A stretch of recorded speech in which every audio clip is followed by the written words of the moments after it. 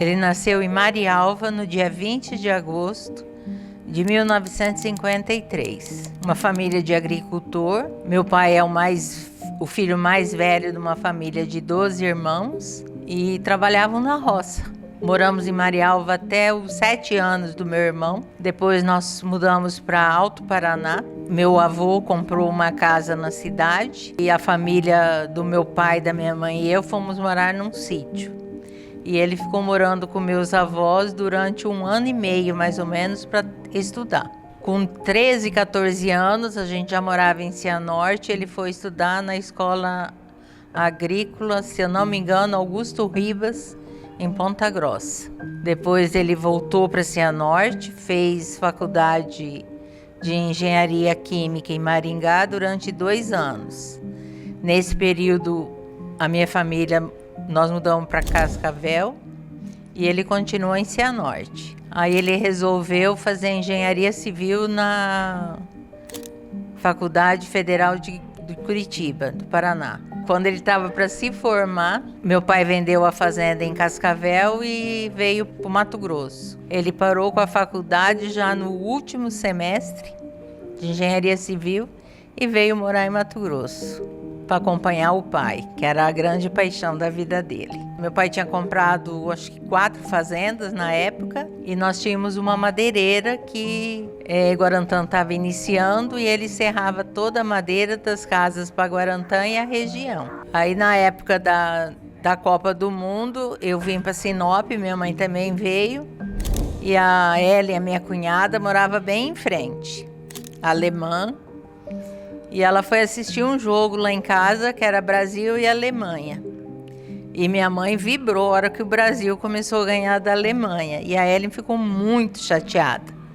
Se encolheu no sofá e minha mãe olhou para ela e falou assim: minha filha, não fique triste. Você vai casar com um brasileiro. E olha, o meu filho é lindo. Você vai ser minha nora.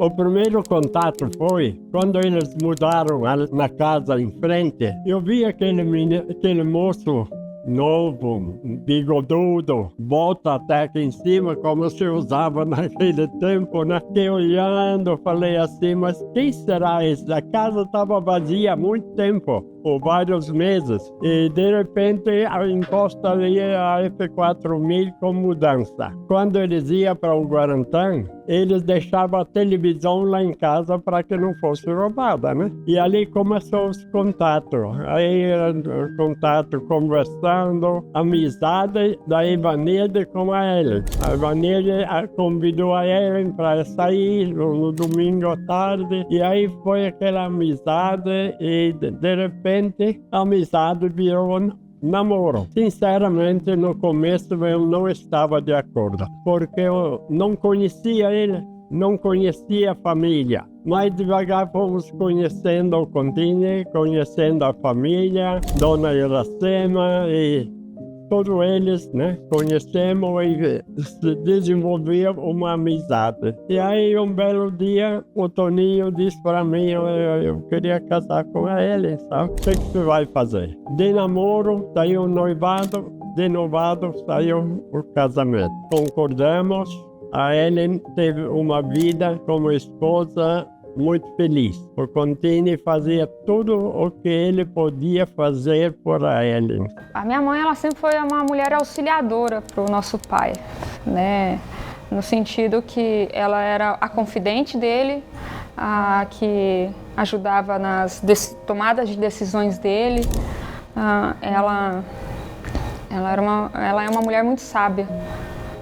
Meu pai, ele poderia sair de casa sabendo que o Porto Seguro estava ali, cuidando dos 3 filhos, com toda a sabedoria, enfim. E isso, vindo a doença dela, há 12 anos já, a gente pôde perceber com mais força o papel representativo dela na vida dele. Porque a ausência dela como amiga, confidente e todas as demais, né, adjetivos que é esse casal, a gente começou a ver nosso pai um olhar diferente. A minha mãe ela foi a primeira dama, né, de 93 a 96, assistente social do município. Ela sempre foi uma mulher no sentido de gostar de ajudar o próximo, não olhando a quem. Foi uma época que o pai ele tinha acabado de voltar de Guarantã do Norte, ele estava aqui e ele não sabia muito o que fazer, porque ali ele já tinha encerrado a madeireira em Guarantã. E até que na época ele tinha uma F4000. E um amigo dele, para ajudar ele simplesmente falou assim: Toninho, me empresta aqui a tua caminhoneta e eu vou dar uma volta aqui e já te entrego. Aí quando ele voltou, ele falou assim: troquei tua caminhoneta ali por uma pica-pau e agora você já tem o que fazer e você já tem um novo serviço, algum trabalho. E ali começou o serviço do pai, né, nessa pequena pica-pau, né, e ali onde ele tirava o sustento da família. Antes do pai ser secretário de obras, ele foi o secretário da Acrinorte. E ali ele conseguiu se destacar e também conhecer muita gente boa aqui da sociedade sinopense. E ali, pelo trabalho que ele fez, chegou no ano de 89, do primeiro mandato do Ademir, né? E ele foi convidado para ser o secretário de obras da prefeitura. E quando ele foi o secretário de obra, né? Ele sempre, eu acho que pelo trabalho dele, pelo desempenho, de como ele tratava as pessoas também, a força, a garra que ele tinha na secretaria, né? E com esse desempenho que ele atuou ali, ele não teve outro fim a não ser convidado, né? E ser um dos nomes a serem escolhido para suceder o prefeito e estar ali novamente. Aqui faltava muita energia, né, na cidade. Nós vivíamos de gerador. Chegava até um ponto da noite, tinha que desligar o gerador e todo mundo dormir sem energia. E na gestão dele veio o Linhão, né, a energia, né, e isso marcou muito para trazer também a revolução industrial da cidade, né? Posso dizer também, como meus irmãos comentaram, nosso pai foi marcado como o prefeito das obras. Ele foi que foi o precursor da abertura do distrito industrial, do setor industrial de Sinop, tanto a parte sul quanto a norte. Ele focava muito na parte de educação e o industrial, né? Como Sinop tem o território limítrofe dele era pequeno, proporcionalmente às demais cidades, ele entendia que Sinop ele teria que sobreviver de um outro recurso, né? Não seria só do agro, da agricultura. Aqui via como polo. Nisso ele pensou, né? Ele deu ênfase em cuidar da educação e da indústria. Ser Sinop uma cidade de referência para as demais cidades, também na saúde. Ele tinha uma intensidade de ajudar as pessoas gigante. Queria estar no meio, queria participar, queria que desse certo, sabe? Ele tinha o telefone dele, que ele falava que a política trouxe o acesso para ajudar as pessoas, de unir a necessidade pegar a necessidade e essa pessoa aqui que podia ajudar, ele só fazia o seguinte: ele estendia a mão e falou assim: vamos fazer junto. Isso que meu pai fazia. Por incrível que pareça, nós descobrimos histórias do pai pelo conto de outros. O pai ele não gostava de se gabar ou falar dos feitos dele. Depois que o pai se foi, a gente se sente muito mais gratificado com as histórias que as pessoas vêm nos contar e o que ele fez. Ele não vinha para casa e falava: olha, meus filhos, eu fiz isso, eu fiz aquilo. Não, ele sempre fez, sempre de bom coração.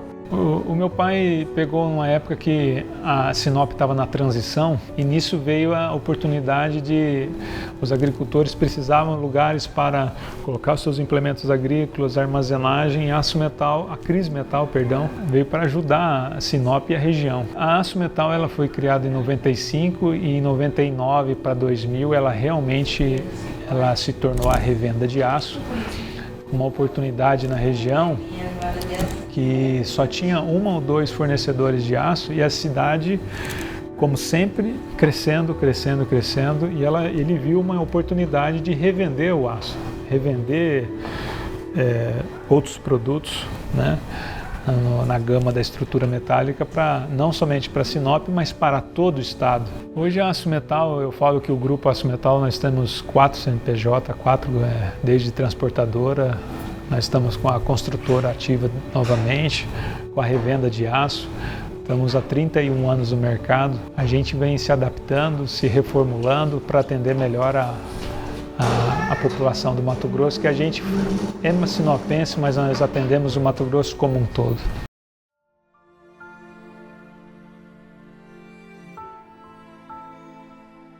O último final de semana de agosto de 2022,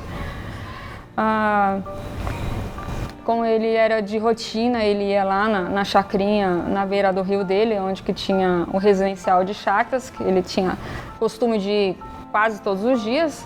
Nos finais de semana ele ia com a nossa mãe, né, com cuidadoras, enfim. E naquele sábado ele foi para lá para poder ajudar a turma lá do residencial, os bombeiros, para conter o fogo que estava se aproximando da fazenda vizinha.